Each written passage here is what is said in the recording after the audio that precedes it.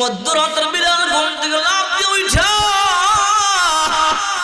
হাউমাউ করিয়া কান্না করি।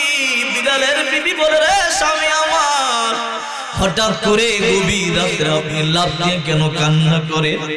বিবি রে,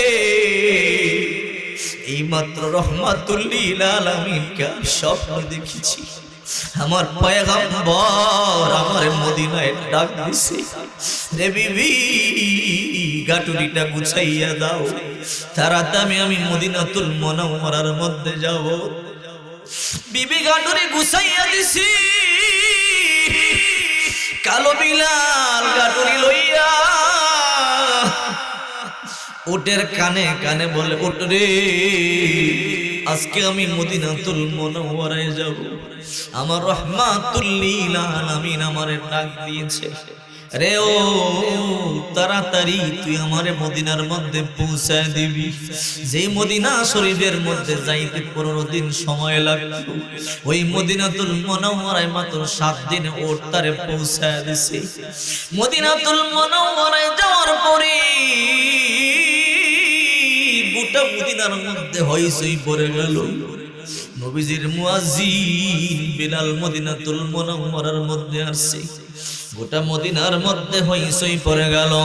সাহাবায়ে কেরাম দৌড়াইতেছেন।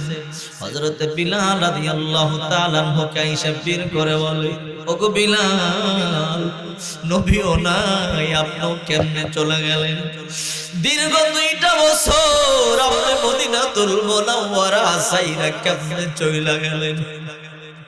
আপনার আযান দীর্ঘ 2টা বছর পর্যন্ত আমরা শুনতে পাই না।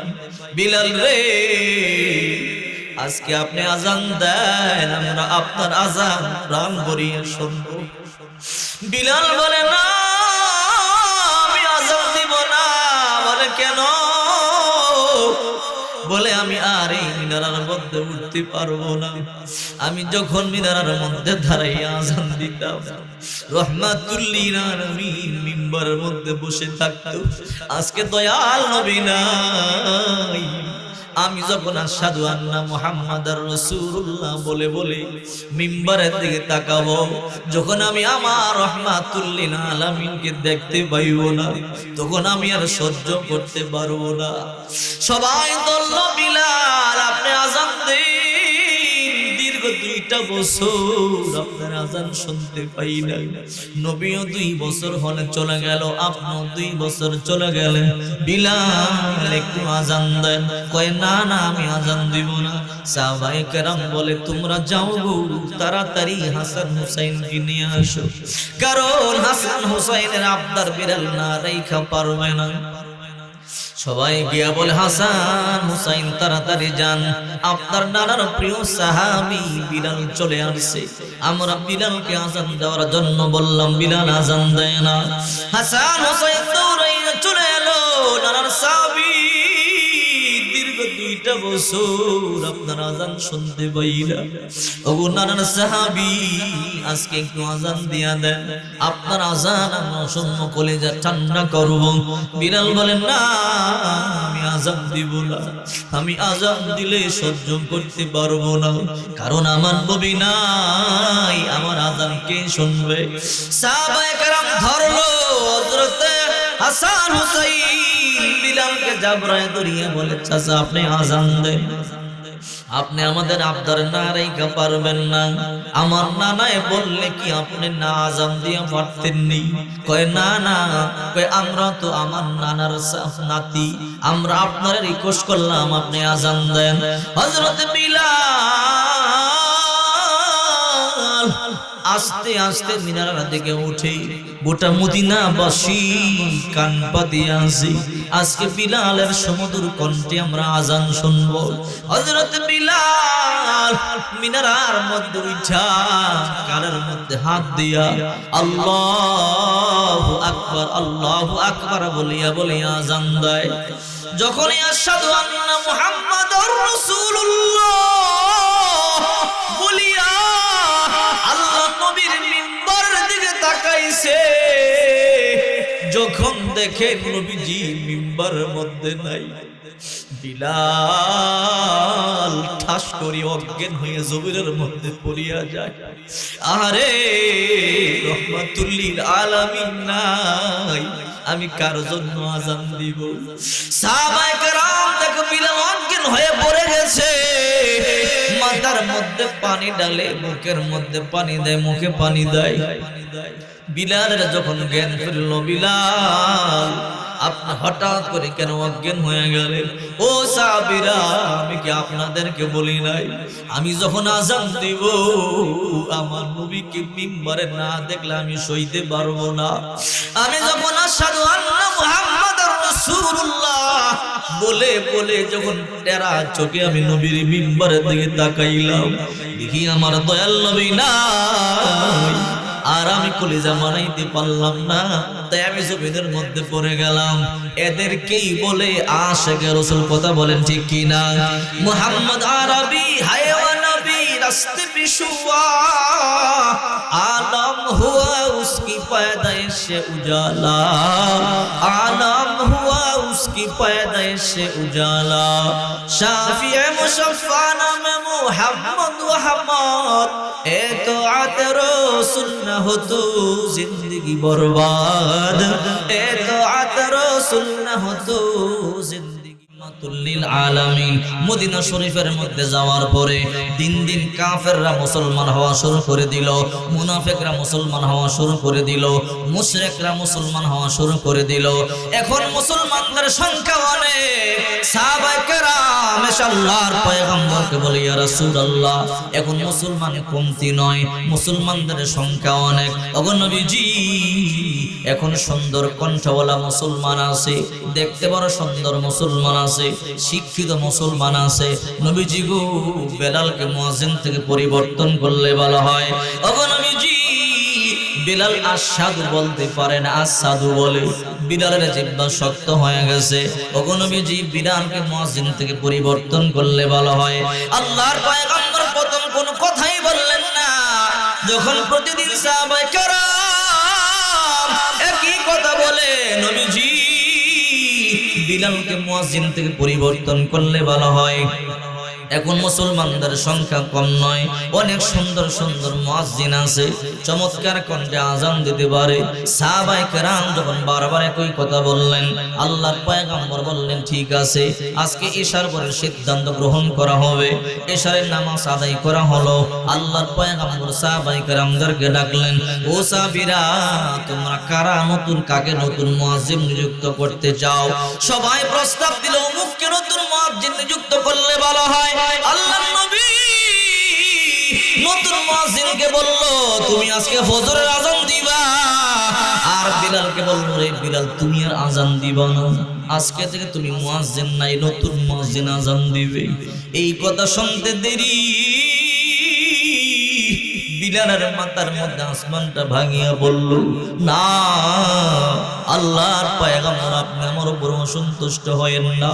আল্লাহর পয়গম্বর বলে, বিলাল, সবাই চায় তোমাকে মুয়াজ্জিন থেকে বাদ দিতে, নতুন একজন মুয়াজ্জিন দিতে। বিলাল, তাই তোমার নামটা আমি ক্যান্সেল করে দিলাম। আল্লাহর পয়গম্বর নতুন মুয়াজ্জিনকে বলল, তুমি ফজরের আযান দিবা, আজকে থেকে তুমি নতুন মুয়াজ্জিন। আহারে, আল্লাহর পয়গম্বর এশারের নামাজের পরে সিদ্ধান্ত গ্রহণ করিয়া সবাইকে বলল, তোমরা বাড়ি চলে যাও। সবাই বাড়ি চলে গেল। কালো বিলাল বাড়িতে যায় না, মসজিদের মধ্যে একা একা খুঁটি দরিয়া দরিয়া চোখের পানি সারিয়া কান্দে, আল্লাহ, আমি গোলামের ঘরে গোলাম, গণ্ড মূর্খ অশিক্ষিত। ওগো আল্লাহ, সবাই যার যার বাড়িতে চলে গেল, আমার যাওয়ার মতো কোনো বাড়ি নাই। ওগো আল্লাহ, তোমার নবী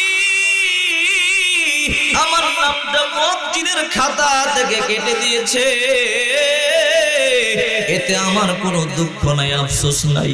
আল্লাহ কিয়ামতের ময়দানে তুমি কিন্তু আমার গোলাম বইলা ডাক দিও, ও আল্লাহ আমি আসাদু বলতে পারি না, আমি আসাদু বলি, এই জন্য আমার নামটা কাটিয়া দিছে। আমি কেন বলতে পারি না, আমার জিহ্বা কেন শক্ত হয়ে গেছে? ওগো আল্লাহ, দুনিয়ার কেউ জানুক না জানুক, তুমি তো জানো। এই জিহ্বা দিয়ে তোমার নামের জিকির করবার কারণে উমাইয়া ইবনে খাল আমার জিহ্বার মধ্যে পেরাক ঢুকাইয়া দিছে। উমাইয়া ইবনে খাল বলে, বিলাল আল্লাহর জিকির বন্ধ কর। বিলাল বলে, আহাদ আহাদ, আমার আল্লাহ একক, আমার আল্লাহ অদ্বিতীয়। উমাইয়া ইবনে খালব বলে, রে বিলাল, লাত মানত উজ্জার গোলামি কর, হুবল দেবতার পূজা কর, এক আল্লাহর গোলামি বন্ধ কর। বিলাল বলে, উমাইয়া আমি আমার এক আল্লাহর গোলামি করব, আমি আমার রবের ইবাদত করব, আমার রব থেকে আমাকে কেউ ফেরাতে পারবে না। উমাইয়া ইবনে খালব বলে, বিলাল যদি তুমি কালিমা না ছাড়ো, এক রবের গোলামি না ছাড়ো, তোমাকে কিন্তু হত্যা করা হবে। আমাকে যতই মারো যতই কাটো কোনো সমস্যা নাই। উমাইয়া ইবনে খালব ছোট ছোট বাচ্চাদেরকে বলল, হাত পায়ে শিকল লাগাইয়া মরুভূমির মধ্যখান দিয়ে উত্তপ্ত গরম বালু দিয়ে তারে শেষরাও, ওই বড় বড় পাহাড়ে টানিয়া টানিয়া তাকে উঠাও, আবার পাহাড় থেকে টানিয়া টানিয়া নামাও। ওই যে দেখো বাবলা গাছের কাটা দিয়া বেলালকে টানো। আহারে উত্তপ্ত গরম বালু দিয়ে বেলালকে টানিয়া টানিয়া শেষরায়। আহারে পাথরের কোচা লেগে লেগে বেলালের দেহ থেকে রক্তগুলো বায়া বায়া পড়ে। বিলাল তারপর আল্লাহর জিকির বন্ধ করে না, আহাদ আহাদ বলা বন্ধ করে না। সারাদিন ছোট ছোট বাচ্চাগুলো বিলালকে এরকম কষ্ট দিয়া রাত্রে বেলা উমাইয়ার বাড়িতে ফালাইয়া রাখিয়া চলিয়া যায়।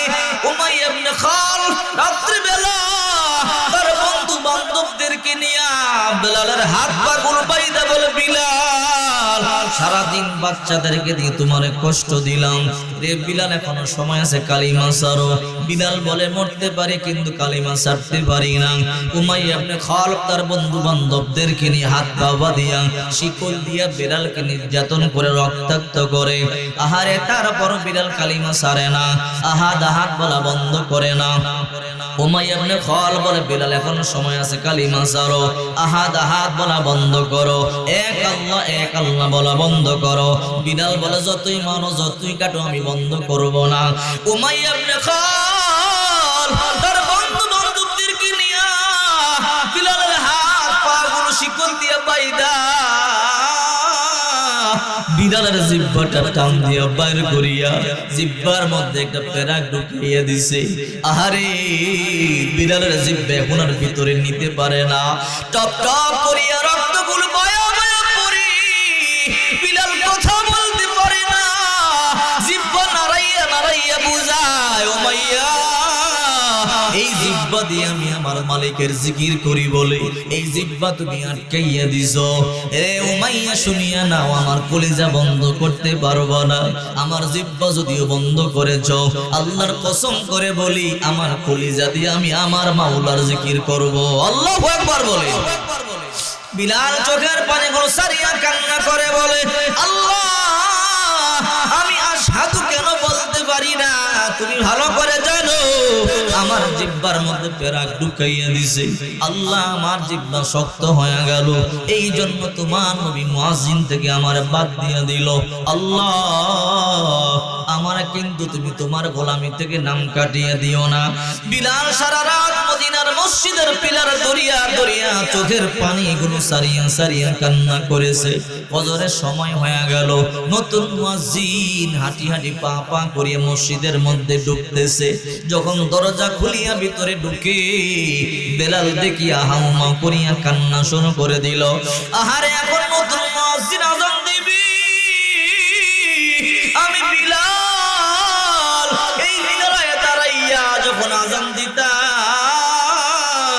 আল্লাহর পয়গম্বর মিম্বারের মধ্যে বসা থাকতো, আমি যখন আশহাদু আন্না মুহাম্মাদুর রাসূলুল্লাহ বলতাম আল্লাহর পয়গম্বরের দিকে আমি তাকাইতাম, আল্লাহর পয়গম্বরও আমার দিকে তাকায়া তাকায়া মুস্কি হাসি দিত। আর আমি মিনারের মধ্যে উঠতে পারবো না, আযান দিতে পারবো না। বিলাল চোখের পানিগুলো সারিয়া সারিয়া কান্দে। নতুন মুয়াজ্জিন হাঁটি হাঁটি পা পা করে মিনারার মধ্যে উঠে গেল। আল্লাহু আকবার বলিয়া বলিয়া আযান দেওয়া শুরু করে দিল। বিলাল চোখের পানিগুলো সারিয়া সারিয়া কান্দে। আর আমি নবীজির পিছে দাঁড়াইতে পারবো না, ইকামত দিতে পারবো না। বিলাল আজকে একদম মসজিদের কর্নারের মধ্যে গিয়া বসে আছে। এইদিকে নতুন পয়গম্বর পিছনে বসা। আযান শেষ হয়ে গেল, আল্লাহর পয়গম্বর হুজরা শরীফ থেকে বের হয়ে গেল, নামাজের মুসল্লার মধ্যে দাঁড়ায়া গেল। নতুন মুয়াজ্জিন ইকামত দিয়া দিছে। বিলাল একদম পিছনে গুনগুন গুনগুন করিয়া করিয়া কান্না করে, আল্লাহ আর বুঝি আমি ইকামত দিতে পারবো না, নবীর পিছনে দাঁড়াইতে পারবো না। বিলাল গুনগুন গুনগুন করিয়া কাঁদে। নতুন মুয়াজ্জিন আল্লাহু আকবার বলিয়া ইকামত দিয়া দিল। আল্লাহ নবী রাহমাতুল লিল আলামিন নামাজ শেষ করলেন, সালাম ফিরাইয়া পূর্ব দিকে ফিরিয়া বসলেন। লম্বা সময় আল্লাহর পয়গম্বর বয়ান করলেন, কিন্তু আজকে অন্ধকার বাড়তেছে।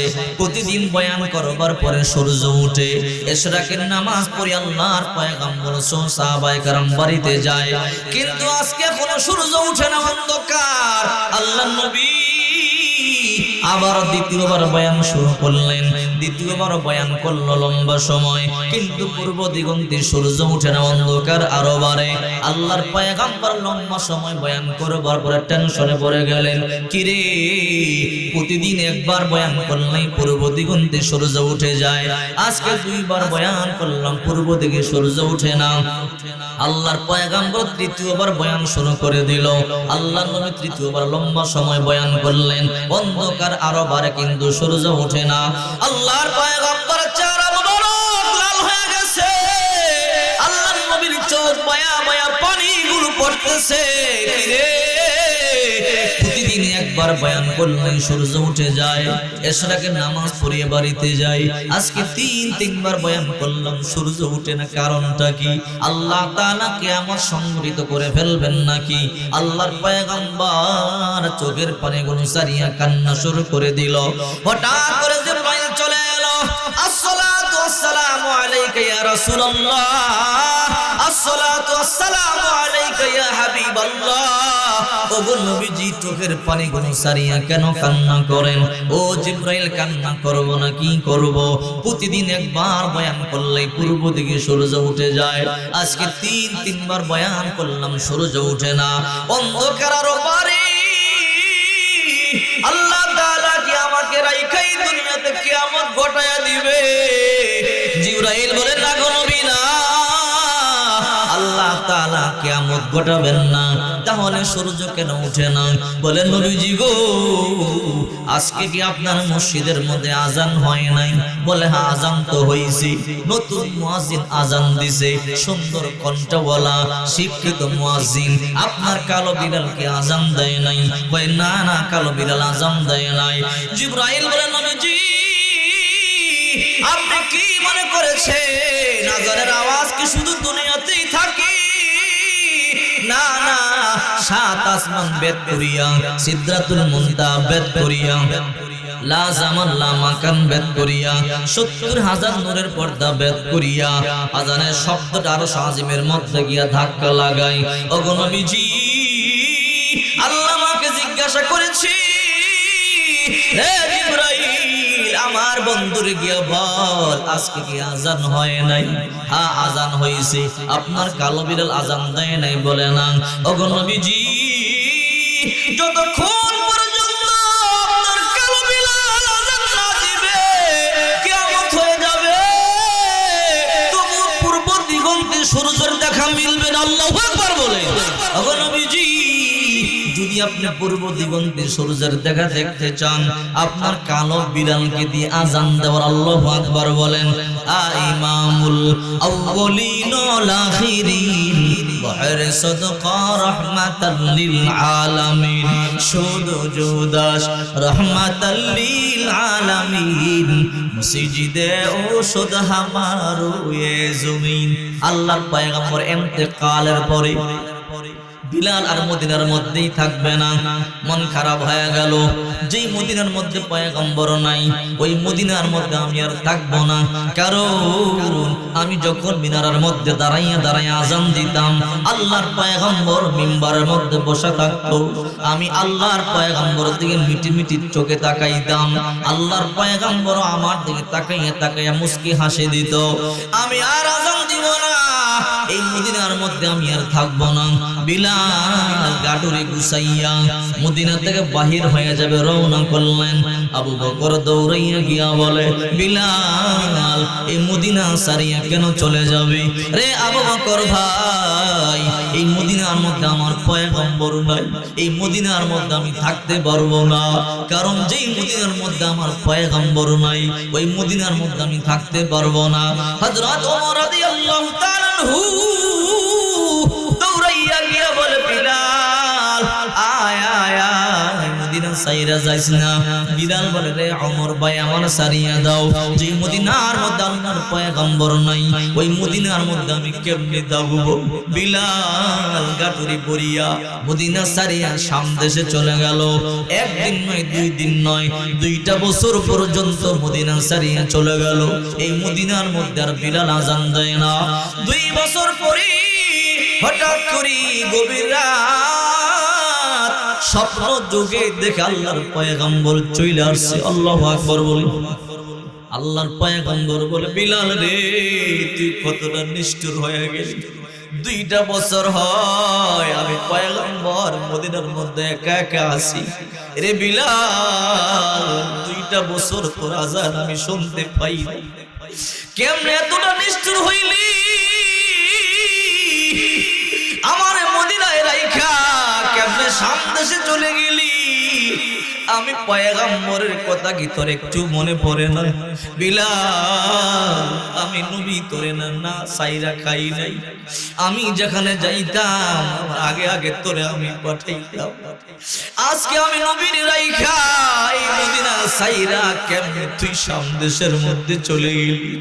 আমি নবীর কথা কি একটু তোর মনে পড়ে না? বিলাল আমি পয়গম্বর তোর আজান শুনতে পাই না। বিলাল রে আয় আয় মদিনায় ফিরায়। রে বিলাল আমি পয়গম্বর তোর কণ্ঠের আজান শুনতে চাই। মধ্যরাতের বিলাল ঘুম থেকে লাফ দিয়ে উঠা হাউমাউ করিয়া কান্না করি। বিলালের বিবি বলে, রে স্বামী আমার, হঠাৎ করে গভীর রাতে আপনি লাফ দিয়ে কেন কান্না করে? বিবি রে এই মাত্র রহমাতুল লিল আলামিনকে স্বপ্ন দেখেছি, আমার পয়গম্বর আমার মদিনায় ডাক দিছে। রে বিবি গাটুরিটা গুছাইয়া দাও, তাড়াতাড়ি আমি মদিনাতুল মুনাওয়ারার মধ্যে যাব।